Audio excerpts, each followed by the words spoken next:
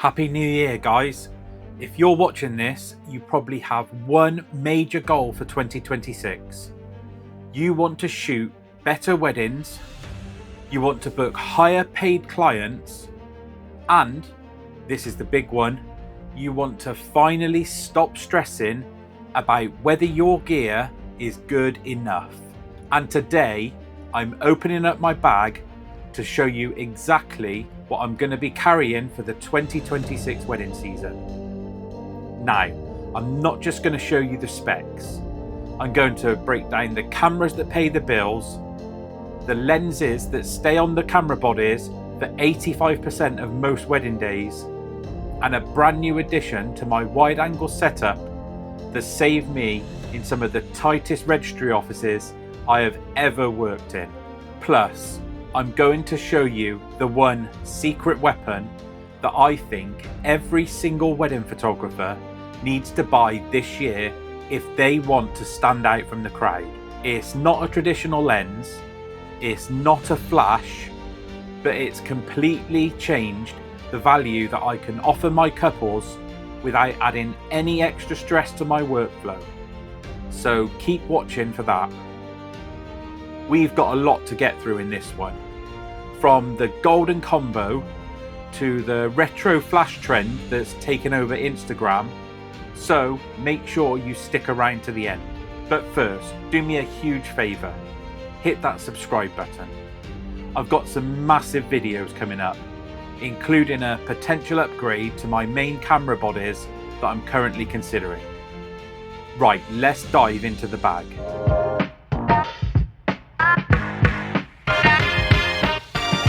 Alright, let's start with the heart of the operation.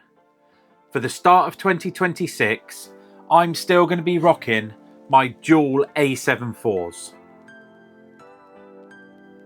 Now, I know what some of you are thinking. It's 2026. Why aren't you on the A1 or the A7R5? Well, here's the reality of wedding photography. Reliability and workflow are king. The A7 IV is the absolute sweet spot. That 33 megapixel sensor is the Goldilocks of resolution. It gives me enough detail to crop in, say maybe the groom's reaction was a bit further away than I liked, but also the files aren't so massive that they're going to melt my Mac or require me to buy 10 new hard drives every single month. And let's talk about that autofocus. In the middle of a dark barn or a dimly lit church, this thing just sticks. It tracks eyes like a hawk. I've shot thousands of frames on these bodies and they've never let me down. Now, full disclosure, I am keeping a very close eye on the A7 IV and how it's working out for other wedding photographers. The specs seem to make sense for a wedding environment, and I'll be the first to let you know if I decide to pull the trigger on an upgrade later this year. If I do, I'll do a deep dive comparison for you guys. But for right now, if you're looking for a workhorse that just works, then the A7 IV for me is still the king of wedding photography. So let's talk about glass. At heart, I'm a prime lens shooter. There's just something about the look or the rendering of a prime lens that a zoom just can't quite replicate. For about 85% of the wedding day, I'll have this exact 2-lens combo strapped to my dual harness. On my left hand side is the Sony 24mm f1.4 GM lens. Now, this is my storytelling lens. It's wide enough to show the environment, but not so wide that it looks fish-eyed. It comes in clutch when things start to get tight. You know the feeling. You're in a tiny hotel room for bridal prep. There's 5 bridesmaids, a makeup artist, a hairstylist, and 2 mums all in the same space. And you, as a photographer, are literally backed into a corner. The 24mm allows me to get those wide, emotional shots of the dress being zipped up without having to stand out in the hallway. And because it's a 1.4, it turns a dark, messy room into something that looks high-end and cinematic. On my right-hand side is my absolute baby. This Sony 85mm 1.4 GM. I'm still using the version 1, and honestly, it's a masterpiece. Now, I know the version 2 is out now, and the chances are I will upgrade when the busy summer season kicks off. But for now, the bokeh on this thing is just creamy. This is my flattery lens. It makes everyone look like a movie star. It's also my safety net. During a ceremony, if the vicar tells me I have to stay at the back of the church, which, believe it or not, happens more often than you'd think, the 85mm gives me enough reach to get the tear rolling down the groom's cheek without the need of having to lug around a massive 70 to 200mm bazooka that draws just way too much attention. Now, as much as I love that 24mm, there are times during a wedding when 24mm just isn't wide enough.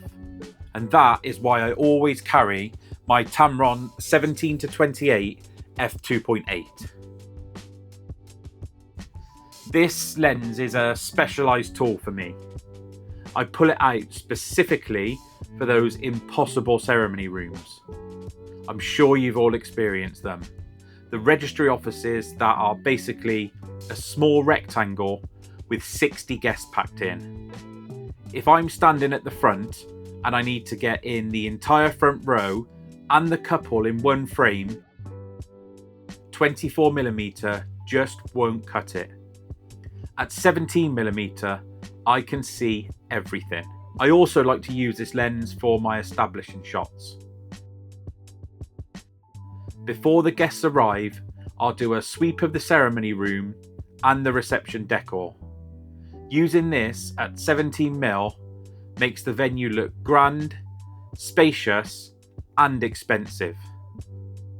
It's lightweight, it's sharp, and for the price, it's a lens that stays in my bag as an insurance policy for every single wedding. If you find yourself shooting in tight UK venues or old historic manors, the chances are you're gonna need something wider than 24mm sat in your kit bag. Now, I've just told you that I'm a prime shooter, and in general I am. But if I was starting my business from scratch in 2026 and I could only afford one single lens, it would be this one, hands down. This lens is a total cheat code. Think about that range, 35mm to 150mm. At the wide end, you're at f2, and until recently, that has been unheard of for a zoom lens. You can shoot group shots at 35mm, and then without moving a muscle, zoom in to 150mm at f2.8 for a tight candid shot of one of the guests laughing. I'll be honest, there have been some weddings where I've been feeling a bit tired, or perhaps the timeline is incredibly rushed, and I've ended up shooting almost the entire day just on this lens. Yes, it's heavy, I'm not going to lie to you, but the versatility is unmatched. If you're a one-body shooter, or you're just somebody who hates switching lenses, this is one of the best investments that you can make in 2026. Okay, so let's talk about light, because this is where the pros are separated from the amateurs. My main on-camera flash setup is 2 of these Godox V1s. Why the V1s, I hear you ask? Well, 2 words: round head. The fall off of the light is much more natural than a traditional rectangular flash. I like to pair them with the Godox sphere modifiers. It helps soften that flashy look. I'm always bouncing off the ceiling, off a wall behind me, and the V1 swivel head is so smooth it's just become second nature. But I've added a fun light to this year's setup. This is the newer Z150. It's tiny. It looks like something from the 1970s, and it's only about £30 here in the UK. Basically, I use this for the dance floor. The direct flash look is back in a big way. Couples are asking for that high contrast paparazzi style where the background goes dark and the subject just pops. And believe me, this little flash is perfect for that. It's cheap, it's reliable, and if it gets knocked off of a table during a rowdy Mr. Brightside sing-along, I'm not going to cry because it's only cost me 30 quid. I've got a full review of this little guy coming up soon. Now, I do have another complete separate bag that carries my off-camera lighting setup, but I think that one's going to have to be for another video, so let me know if you want to see it. For aerial shots this year, I'm keeping it simple with the DJI Neo. I don't need a massive Mavic Pro for weddings.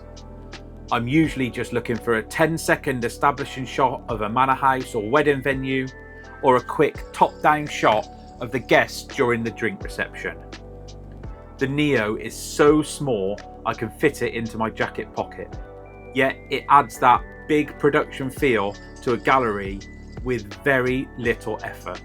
And don't forget the survival kit. Paracetamol and hay fever tablets are a must.